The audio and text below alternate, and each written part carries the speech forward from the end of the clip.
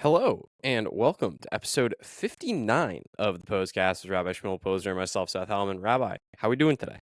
Oh, Baruch Hashem. Let our listeners and our viewers know that we're doing this at 8:18 in the morning, not in Early the morning afternoon. Pos-cast. Early Early morning. morning postcast. Whenever you listen to it, just feel the sunlight coming in through the window. So today is there's a bit of unhappiness, if we can say that, and that's why we're recording this early in the morning, because we're on the way to the funeral of Rabbi Moshe Kotlarsky. You know who he is, Seth? No, I just heard of him today, and I know that he was a very big figure in Chabad, particularly in some sort of youth movement that they had going on, because I saw a post from Rabbi Pinson in Detroit talking about Chabad Young. Right. So what you're going to see if you look online today, you'll see practically every Chabad institution that you're connected to is going to have a post in his memory. That means Chabad on campus, Chabad.org, JLI, Sinai Scholars. You go through the list of all the institutions that were C-Teen, Young Jewish Professionals. This all comes out of a central office in Crown Heights. It's called Suite 302. And where's that? That's in next to 770. There's those two apartment buildings where the big shul goes underneath them. So 770, 770. Next door is 784, and then goes 788 on the corner. So if you go up to the third floor in that corner building, Suite 302, you'll find like 20 cubicles, and each one of them is running another of these projects. One person in charge of all these different projects that are happening throughout the United States and the world. And this is all under his leadership, under his innovation, that these things came into being. Coming to being doesn't just mean having a great idea, but it also means someone has to fund them. So he was in charge of getting the funding for them. So he joined the Rebbe's personal team, if you'd call that. The Rebbe had his main assistant was Rabbi Kotlarsky, and then there was a few other people that worked in what was called the Maskiras, which is in English the secretariat. So you had Rabbi Label Groner, who was most familiar. He would be the one that would always stand next to the Rebbe, and by dollars, he would be the person right across the Rebbe, handing the dollars on the table to the Rebbe to give out. Then you had next to him was Rabbi Binyamin Klein. Those two are the two major people that would be with the Rebbe whenever he came out or whatever, and they would be bringing letters in and out of the Rebbe, all that kind of stuff. And then there was two others, Rabbi Simpson and Nissen Mendel, who was with the Rebbe even before the Rebbe became Rebbe. Even he was already a part of the team. And so those were the major secretaries of the Rebbe. Rabbi Moshe Kotlarsky didn't have that type of relationship with the Rebbe where he would go into the office bringing letters and taking dictation and that stuff, but he was like the Rebbe's messenger who would go. What he would do is he would globetrot, literally go all around the world, and he would visit communities that might need a Lubavitcher Shliach there, a Chabad house there, or either they requested it or he went and scouted them out and decided this would be a great necessary place to have a Chabad Shliach there. So he was pretty much familiar with every Chabad house in the world. I mean, I can even say that almost literally. And that's he would know the people that lived in each community. He had a phenomenal knack to remember people's names. So he would say, "Oh, this person that was here, that person that was there," and another thing I would say about him is that he would help. He would visit shluchim, and if they any issues that they needed help with, or whether practical, financial, or connections with the community, he would be there to smooth things out and to talk with people. And he was just an amazing people's person, focusing his entire life to helping out the shluchim as the Rebbe would want him to do. So even the past 30 years, he was totally devoted to that mission. And we talk about the expansion of Chabad since Gimel Tammuz, which this year is hard to believe it's 30 years. I think he could be said the person most responsible in a direct way of actualizing this expansion Lubavitch had. And when we talk about names, he also he took a personal interest in, like, I remember once at one of the, if you look at the Kinus HaShluchim, he was like the MC of the Kinus HaShluchim. If you ever went to Begisha during lunchtime, he spoke. He gave a talk. He was very impressive and had a loud voice and always had something interesting to say, and always some little tidbit that he heard from the Rebbe told him something, or some little story. So he was always at these major things. He was front and center in these things. But he would talk to people, each person, and he was like, every Shliach Tanum thought and felt that he was their friend. And if you needed something, you could call him, you could speak to him. And I personally had an experience with him with a certain issue that had to be taken care of here in Boston. And he took a very personal interest in it, smoothed it out, and made things work properly the way they should be. And during those few months that he dealt with him, I can call him anytime. If you'd ever see me, it was always first name, always Shmuley. Like, very few people call me by my first name. He was one of them. And just, it's like, okay, it's a shtick, he wants, but it's not a shtick, because he actually remembered my name, which is not, and it didn't matter to me. I didn't need it was like, oh wow, I feel so good. But I'm thinking about him now and think that if I saw him in the street, anytime I would see him, it's like, Shmuley, how are you doing? What's going on? Is everything okay? And it wasn't a long conversation, because I didn't need anything from him. I didn't want to take up his time, and we were friends, but not friendly, because he's a busy guy. He's got a lot on his head. So I'm not going to sit in a hot shining with him about whatever. But it was clear to me that if I ever needed something, I'd always call him and talk to him. That was one occasion that I did need his help, and he made it happen. But generally, I didn't need him for anything. But still, he would say to me, Shmuley, how are you doing? And it was like that with everybody. If you talk to 100 shluchim from any part of the world, they'll talk to you that way. One time that he was even introduced to at one of these occasions, I think it was a women's convention, and the shlucha from Honolulu, Hawaii, she introduced him and says he came to visit us because they were, I think the issue was then they wanted to bring another shliach down, whatever reason he had to be there, and she was pregnant, and she had to go to the hospital, and they're in Honolulu. So they said, Rabbi Kotlarsky, you're going to have to babysit our kids till I come home, till the husband they have to come home. And so, but that was who he was. He was there. So then he was, became the grandfather of these kids for whatever the day or half a day. How much time was it he had to take care of them? And I think that was, to me, that was the most, amazing story amongst all the other things and all the people that he knew.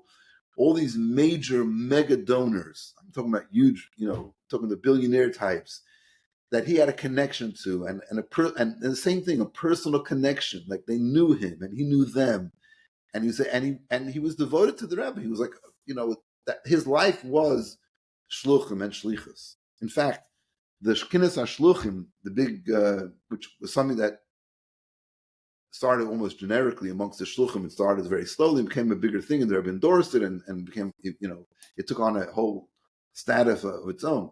So everybody knows about the banquet. The Kinus HaShluchim, the Sunday night, there's a huge banquet, and it used to be in a hotel, and it used to be in Crown Heights, and it was too small. They went to Manhattan. Now they go to New Jersey, to this, humongous place. And we have kept on slowly downgrading, is what you're saying? Upgrade. No, New Jersey, no, for a bigger place. Yeah, I'm just saying, from Crown Heights to Manhattan's a downgrade, and from Manhattan to New Jersey is really a downgrade. Right. It's interesting you say that, because there was pushback to that. Because everybody said, like, the Kinus As there should be. in Crown Heights, but physically, where are you going to fit 4,000 people? Can I know are in Crown Heights? There's just no place to do it. It wasn't possible. But no, that totally was an issue when the first time I moved out of Crown Heights. Like, oh, what are we doing? We can't do this. Then it was probably like 1,500 people. So they found some big hall in Manhattan. Anyway, so people would say to him, like, why do you have to make this official state dinner with it's a huge undertaking. A thing like that can cost many, many hundreds of thousands of dollars. And he said, this was his line always: I want to take the shluchim out for dinner once a year. That was his thing. So it was a proper dinner, with set tables with the china and the silverware, and you got like your piece of meat and steak or whatever it was, which was like, well, what do you need this for? Tuna sandwich would be fine. He said, I'm taking out the shluchim. And of course, it became a very important event. People from around the world would come and bring their supporters. It became a major milestone event. The who's who of Jewry would want to get invited to the Kinnis HaShluchim, the banquet, which, you think about it, is really the biggest convention of leaders of Jewry around the world. I mean, Chabad is every place, and get 4,000 of them into a room. But that was his line: I want to take the shluchim out for dinner.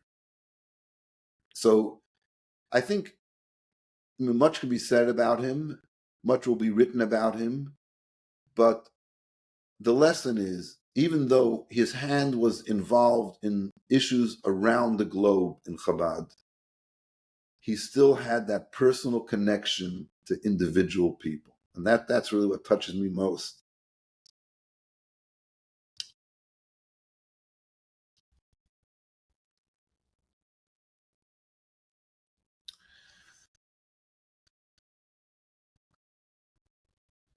And so when I go to the funeral today, I'm sure it'll be, I wanted to test the waters. Go, not go. It's like a whole day trip. It's 4 hours here, 4 hours back. I won't be going alone, of course. But should I go, should not go? So I have a good friend who lives in South Carolina. So, and one of the projects he works on, Rabbi Kotlarsky, was very, very involved with that. It's a major project, the JLI, the National Jewish Retreat. I just messaged him, are you going to the funeral? He said, yes. And he's flying in. It's like, to me, it's like a no-brainer. I got to go. Right. And so I'm telling you, I'm going to see people there, I'm sure, from around the world. And each one is going to be there, not because he was a big figure in Lubavitch, but he was my friend. And that is so incredible, because I know that, I just know that when we work with him, when we're working with somebody who's dispassionate, with someone who was like, he became your friend. For those moments you spend with him, he was like totally with you. And again, can't emphasize enough, interested in your personal life. Are you okay? A lot of guys out there have issues.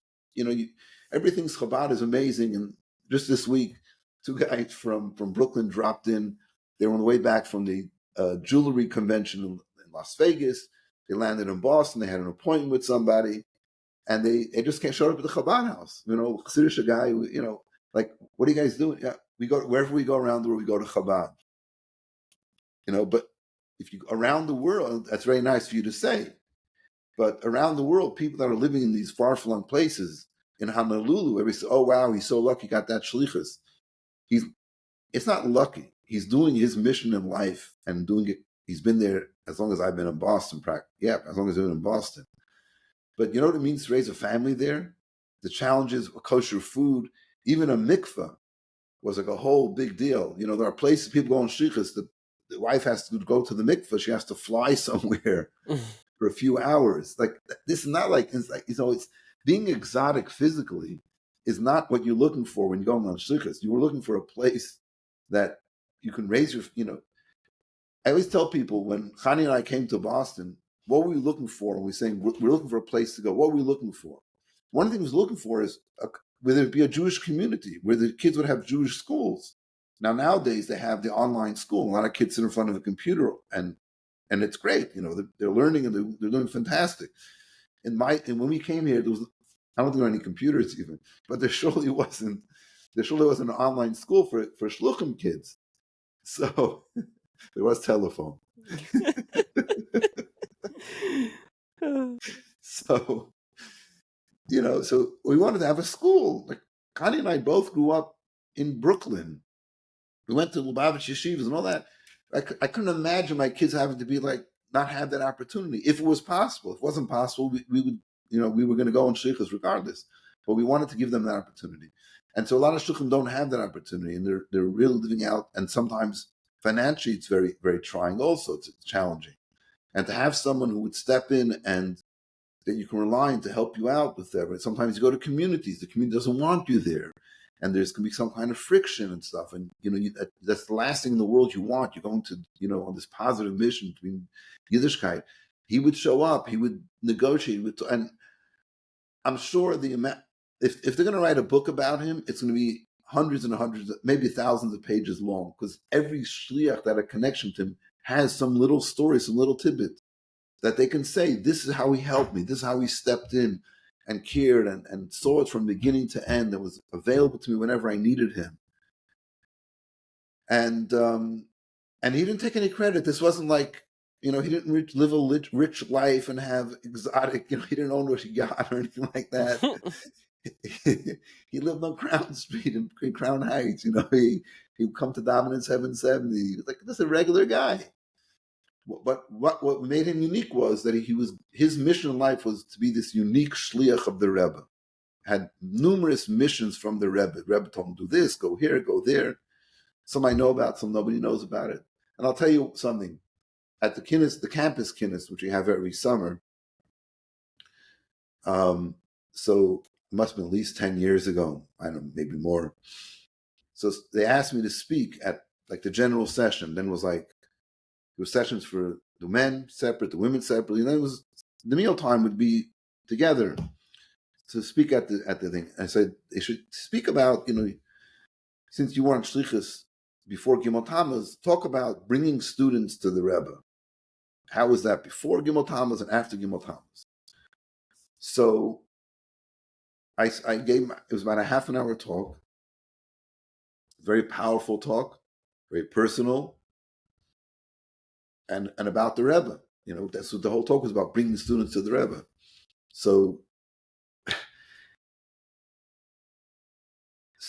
I talked about how it started in the beginning. The first time, it's a whole Pos-cast on its own to talk about, give over the content of that talk. But the first time we went, and then through the first few years, since we got here in 85 until 92, 93, and then when Gimel Tammuz happened, when the Rebbe had the stroke in 91, 92, the 27th of Adar, and I brought students after that, and how that experience was. And then after Gimel Tammuz, I went to the oil, things of that nature. And I gave the talk, and it was very emotional. I talked about the Rebbe and those events. And when I got down, he said, Shmuel, let me tell you something. He said, I wrote to the Rebbe before the Rebbe had the stroke, before Chav Zayin Adar. I wrote to the Rebbe a list of places I was going to visit on a piece of paper. When he would travel, he wouldn't go to one place and come back. He'd, fit in all these different places, be here for a day, there for a day, like dealing with every issue, being there for a few hours, going to the next place. So he said to me, I gave the list to the Rebbe, and the Rebbe wrote a line along the side, and the line stopped at the 27th of Adar, and the Rebbe gave the bracha there. As he just told me, like after, because I spoke about that what happened that day as part of my talk about before being students, before being after. And so he just dropped a little tidbit into my lap. I don't know if he told this to other people. I'm sure he did or didn't, whatever. But to me, that was like a little diamond he gave me, a little gem of a Rebbe story. Like the Rebbe wrote the line and stopped the Chav Zayin Adar, just like a week or two before that the stroke happened. A little like, oh wow, that's amazing. It's a little tidbit there that he shared with me, and whatever. So and he would do this every time he talked, some little story that interacts with the Rebbe with some kind of a lesson that we can learn from. And again, not to we can't talk enough about his devotion to the Rebbe and to the Rebbe, an extension of the Rebbe to the Shluchim, an extension of the Shluchim to what the Shluchim are doing. So he would come up with new projects. He always wanted to push a little further, because that's what the Rebbe always wanted. He said, if you're going to have a conference and nothing's going to come out of it in actuality, like what's the point? So what are we going to do? So every year you come up with some like new idea. One, I think last year was the 1,000,000 mitzvahs. Like just encourage people to go to this website and register to do more mitzvahs.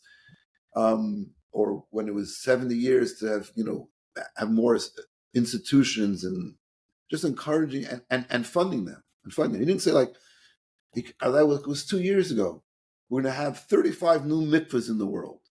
Or then one year it was libraries. These are all things the Rebbe spoke about at some point, and we're all doing them to some degree. But there's so many things that we're doing. You have to you can't focus on everything at once. So you would bring something up in front.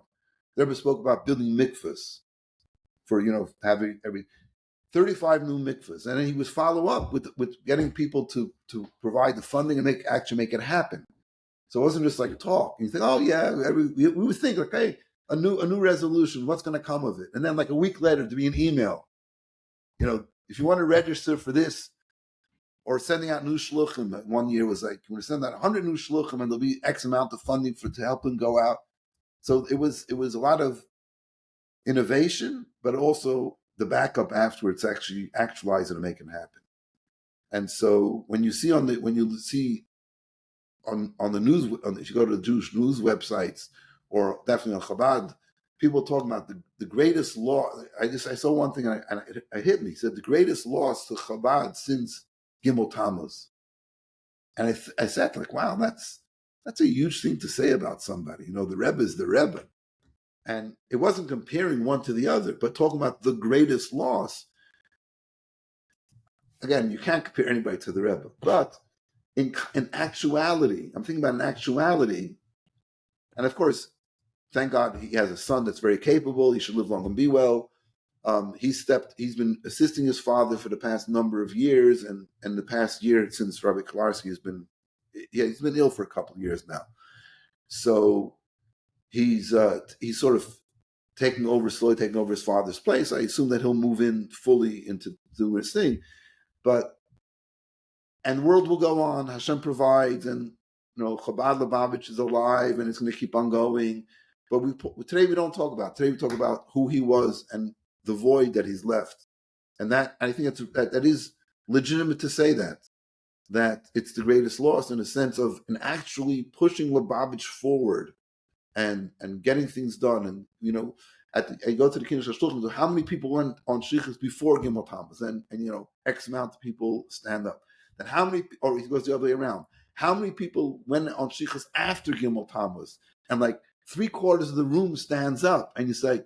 And when Gimel Tammuz happened, people said, oh, what's going to be with Lubavitch now? What's going to happen? And of course, something which is alive, we're talking about something that's alive.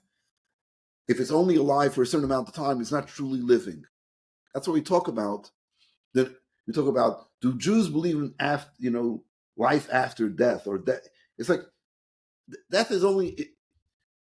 Rabbi Josh Gordon, who was very famous in Chabad.org for his classes of blessed memory, he talked once about his father. He said, his father moved upstairs. It's like he's not gone. It's like if you have a house and you're downstairs, somebody moves upstairs. It's on a higher level. There's life. Life it doesn't change. It manifests differently. Life before you're born, life in the body, and life after the body. It's one continuum in different stages. And so in that way, like the Rebbe is with us for sure. Lubavitch is alive for sure. And that life has different stages. We're in a very difficult stage for the past almost 30 years, but that's a stage of life, and we continue living. And so it will continue. But we can pause today for sure and think about his amazing contribution to Chabad Lubavitch, and how many people are going to miss knowing that he's there when they needed him and for what they did for him. Yeah, wow. So that's that. Now, changing gears. Shavuos is in 1 week. I know. This like, I thought about this, how, because my mind is so, as you can tell, where my mind is at this point. But I can tell you what he would say, Shmuley, stop talking about me. The Rebbe wants you to talk about. And I know that. I can hear him, I can feel him. And what the Rebbe would say is, what's the next thing we have to do? The next thing we have to do is make sure that Shavuos is coming up next week. I'm not sure when we'll do our Pos-cast. It might be before Shavuos, but nonetheless, we can talk about it now. Yeah, it's time to figure out. We'll have to figure it out. People are traveling. We're on the move. The Pos-cast is on the move. So to go to Shul, everybody knows about the Yom Tov of Shavuos. Shavuos is the time that the Jews stood at Mount Sinai. They got the 10 Commandments. And it's one of those Yom Tovim that doesn't really have anything, there's no unique symbol connected to it. Rosh Hashanah is a shofar, Sukkot is a sukkah, lulav and etrog, Chanukah you have a menorah, Purim you have Megillah, all the Mashalach Manas, all that kind of stuff. And it comes to Pesach, of course, is full of symbolism. It comes to Shavuos, there's nothing there. It's recognizing it's the 49 days after Pesach. In the Torah it says it's 1 day, outside of Israel it's 2 days, and basically what you do is you don't work. Okay, so now you go to shul and it's a yontif of not working. Wonderful. But it is the commemoration of receiving the Torah. It's the Man Matan Torah saying the day we're receiving the Torah. So how can you connect to that in some way? So we actually read the Aseres HaDibros, the Ten Commandments, that portion of the Torah in Parsha Yisro. We read it on the first day of Shavuos. Okay. So you go to shul and you hear it. So until the Rebbe came up with this idea, it was like any other yom. If you go to shul and hear the Torah reading, it happens to be Shavuos, so you read about giving the Torah. The Rebbe said, no. This is not good enough. We need to understand that every yontif is not commemorating or remembering something that happened in the past. It's reliving it, right? Reliving the experience, and it's not like it was last year. It's reliving it on the next level because you're 1 year older, it's got to get 1 year better, etc., etc. Okay, fine. So therefore, what should you do?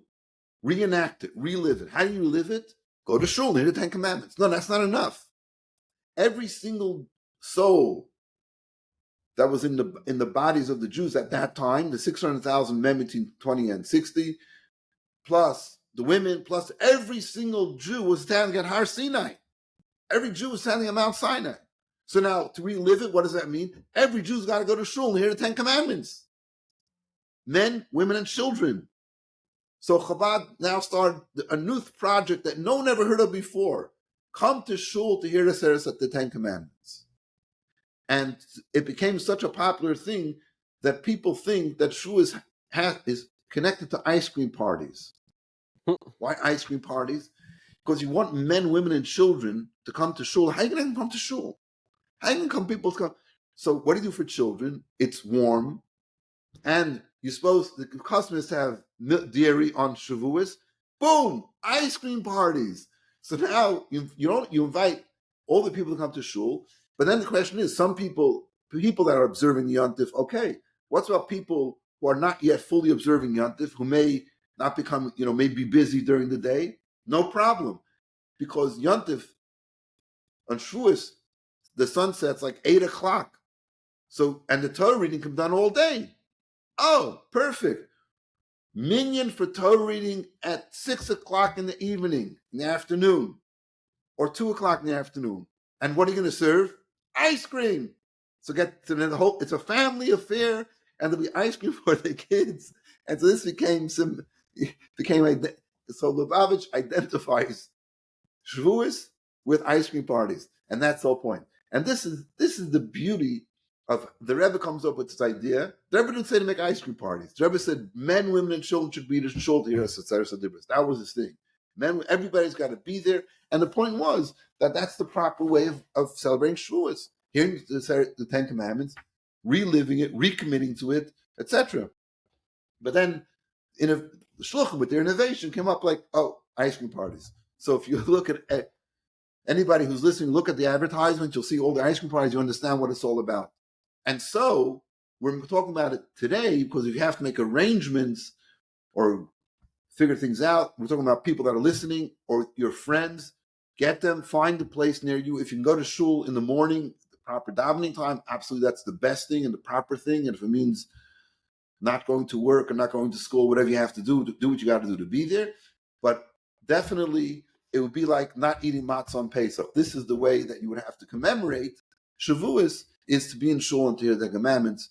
So if you find your nearest Chabad house, and some people do it in the park and do it here, do it there, all these different, there's a million ways to do it. But the main thing is that we commit to do that. And if need be, if you do it in the memory of Rabbi Kotlarsky, Moshe Yehuda ben Yosef Tzvi, I believe his name is. As everybody's saying, he's such an activist. His neshama goes straight up to the Rebbe. and together they should beseech Hashem, go up to his holy throne and say, Hashem, look, here is a man who did so much to spread Yiddishkeit in the world. And we will do this with one ideal in mind, to bring godliness into the world, to bring Mashiach. Hashem, the time is now. Amen. And with that, thank you so much for listening to episode 59 of the Pos-cast with Rabbi Shmuel Posner. We will see you at some point next week. TBD.